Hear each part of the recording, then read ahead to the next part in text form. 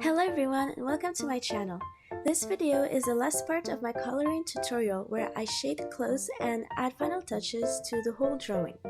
You can find the previous parts in the description box and in my tutorial playlist. So let's get started. So in my scarf folder, I will add a new layer on top of the base color to add the shadows.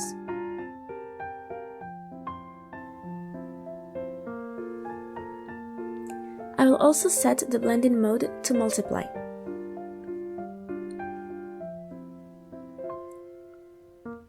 To know where to place the shadows, I'll just follow what's already on the reference picture.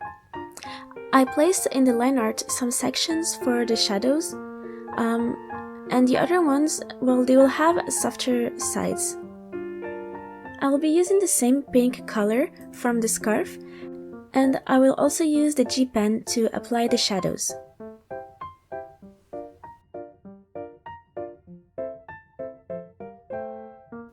As you can see, I am able to color behind the hair, and that's because the hair and the skin folders are both under the scarf layer, so I can't accidentally color outside of the scarf.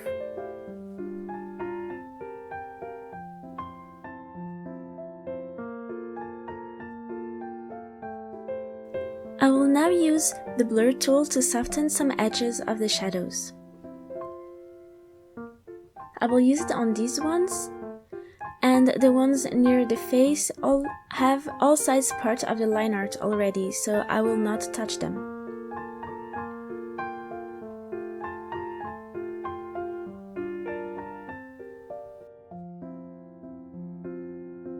Now I want to add some kind of design to the scarf, since on the reference picture there are strawberries, so I thought of downloading a textured brush from Clip Studio's Assets library. I'll add a new layer between the base color and the shadow, since I want it to cover all of the scarf.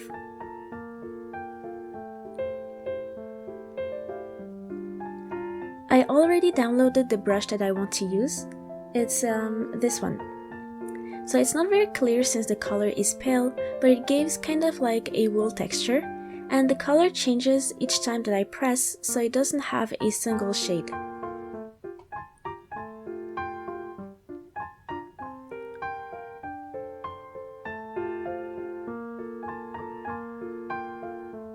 To get to Clip Studio's Assets library, click on any brush and scroll down to click on Add Subtool. Here you will see all the material and brushes that you have downloaded. Then you can click on Search for Materials on Assets, and it will redirect you to the Assets library page. It comes with Clip Studio's license and also with the free trials. You have a search bar to look through all the materials that are available. So the wool brushes that I downloaded are these two. They were not free. I paid some clippy points to get them. I don't know how I accumulated those points. It was probably from an event, but there are also free brushes that you can get. Once you click on the brush that you want, you'll see an example of how to use it and the download link. To go back to your drawing, you just click on Return to Paint.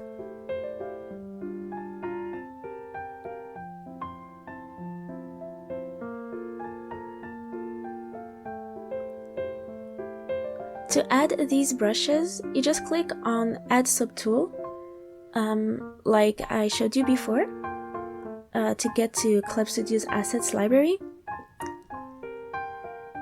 And you'll be able to see all the materials that you downloaded.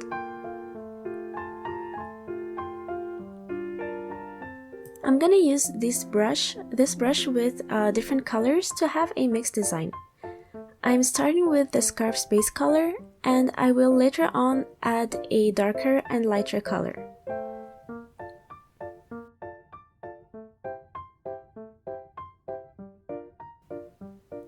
You can change the settings of any brush. If you want a different texture here, you can choose among the list of available textures. These are the ones that I downloaded.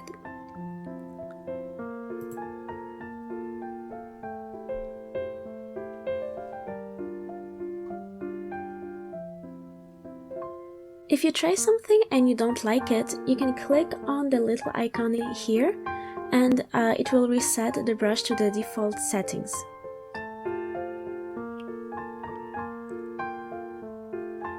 So I am now just adding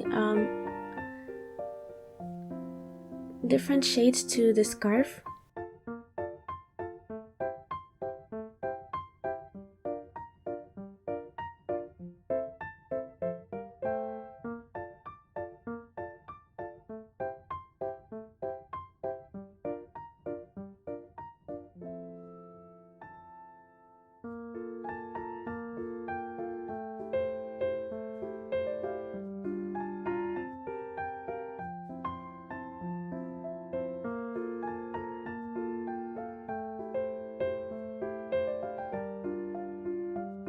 I will now move on to the coat.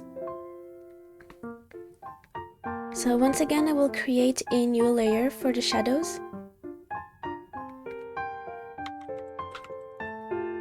And set its blending mode to multiply.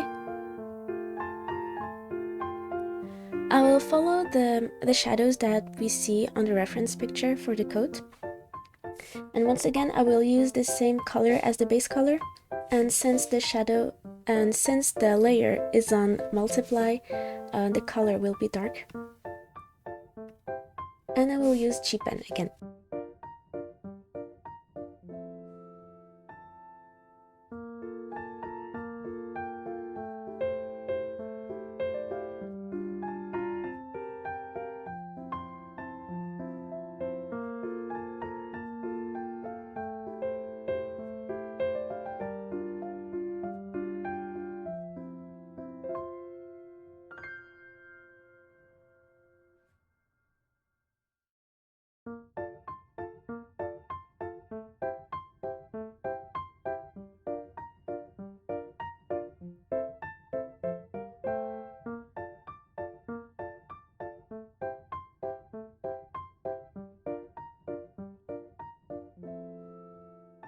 I will now darken some of the shadows. So I will use the eyedropper and select Pick Displayed Color. So this will pick the exact color that you see on the layer and not the number of the color. So it's very useful for like a multiply layer since the color is changed. So instead of picking the actual color, which is this light purple, it's going to pick the darker one. If I choose the other eyedropper, it's gonna pick the light purple, sorry. So with this color, I will darken the edges of some of the shadows.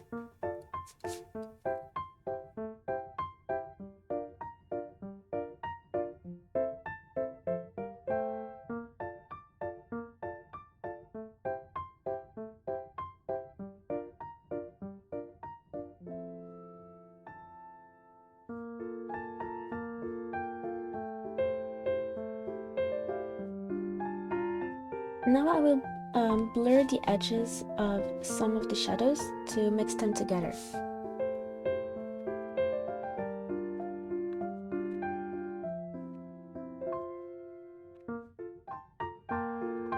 I'm also blurring a bit of this lighter shadows into the coat. And I'm also using the blending tool.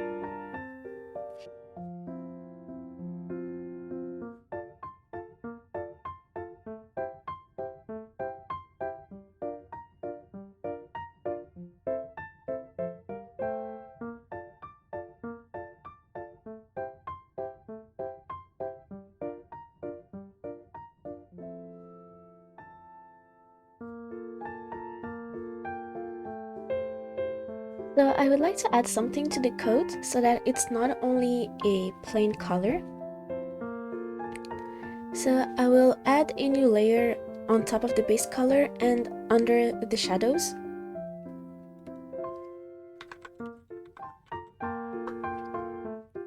And I will use a here a thick paint brush.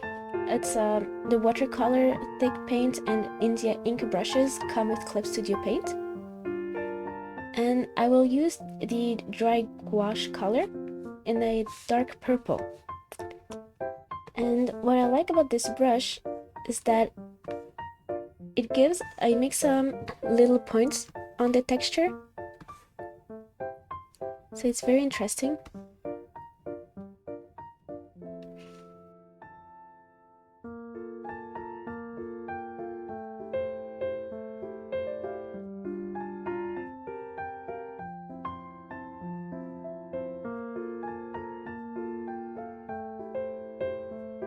But since there's a lot of purple on the coat with the shadows already, I will add a new layer that I will put under the texture, and I will choose a light blue and go over the area with a soft airbrush. I'll make it very large so that I don't have to press a lot.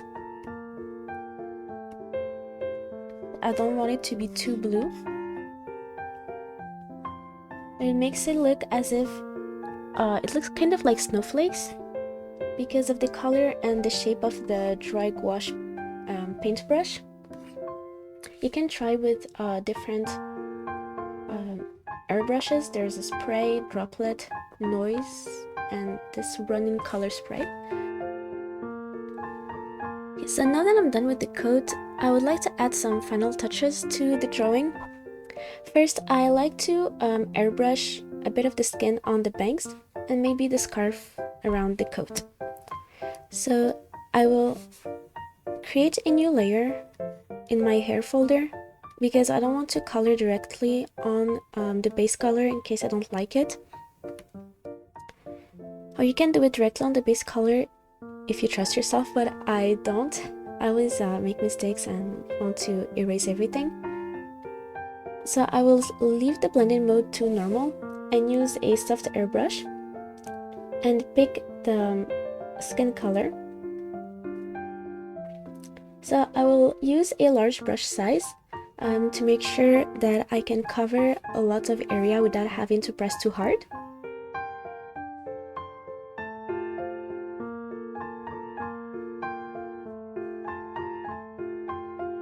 Next, I will try the scarf on the coat and see how it looks like. Sometimes it looks better because of the different colors. Sometimes it doesn't really show much. Sometimes it makes the color too pale. So you just test and try and see if you like it. That's why I do it on a separate layer.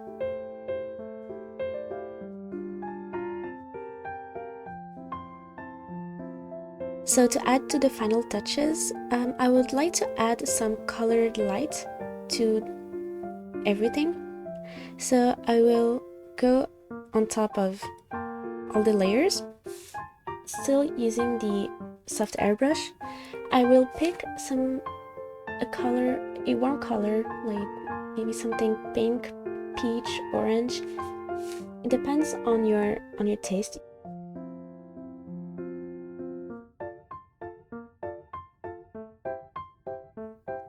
And you see that it depends on the base color. So the hair gave an orange shade and the scarf gave a bright pink. Same with the coat.